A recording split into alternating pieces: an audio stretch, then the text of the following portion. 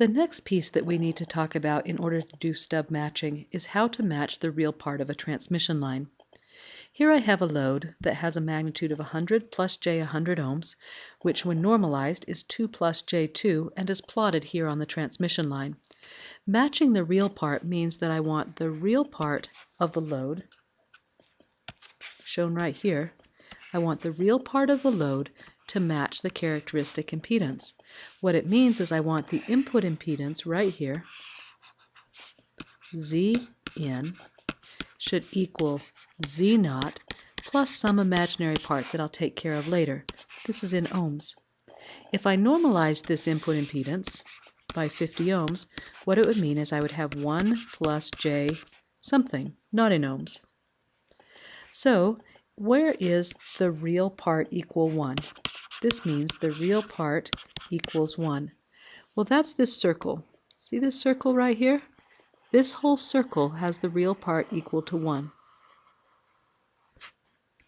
That's called the matching circle because we need to be on this circle in order to have our real part matched. There are going to be two places on this circle that my real part would be matched. What I'm going to try to do is find a length of line, some length L, that allows my real part to have the magnitude of 1. I'm going to be going from my load, from this point right here, this point right there, towards the generator in order to find these points. So it means that I'm going to be going this direction towards the generator. Well, let's find those 2 points. If I took a protractor and started rotating this arm around towards the generator, I would reach a point on the matching circle where my real part is 1. So what I'm going to do is take my paper and mark these 2 lines just as I have before, and then I'm going to center them on the Smith chart right here and line up, just rotate around until you get the real axis equaling 1 right here. So if I rotated my ZL around to this point, this is one possible ZN location. The other thing that I could do is keep rotating it around, something like this, until I got to my second ZN location. Again, I'm going to use my piece of paper, I'm going to mark the center point, and I'm going to fit it onto the real part equals 1 curve, which is going to be right here.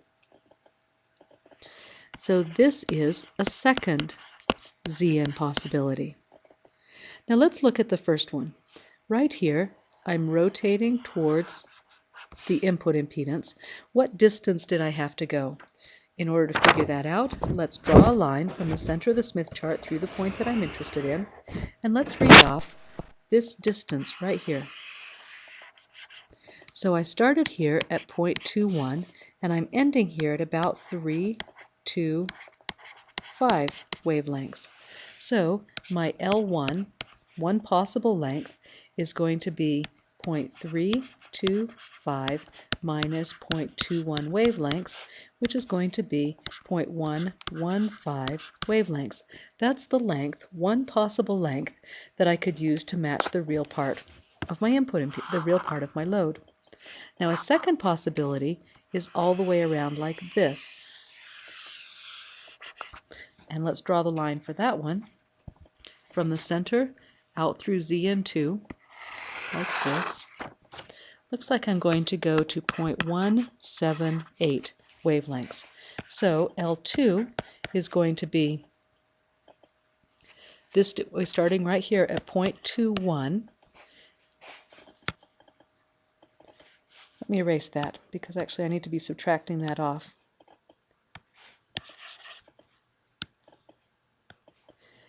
I'm going to start at 0.21, so I'm going to subtract off 0.21, and I'm going to end at 0.178, but I've gone all the way around, so it goes like this, 0.49, 0.5, and then right here is 0.6, and this is going to be 0.678. So I'm going to have another length that's going to be 0.468 wavelengths long. I could make my line either L1 or L2 long, and I would end up with 2 different input impedances with the real part matched.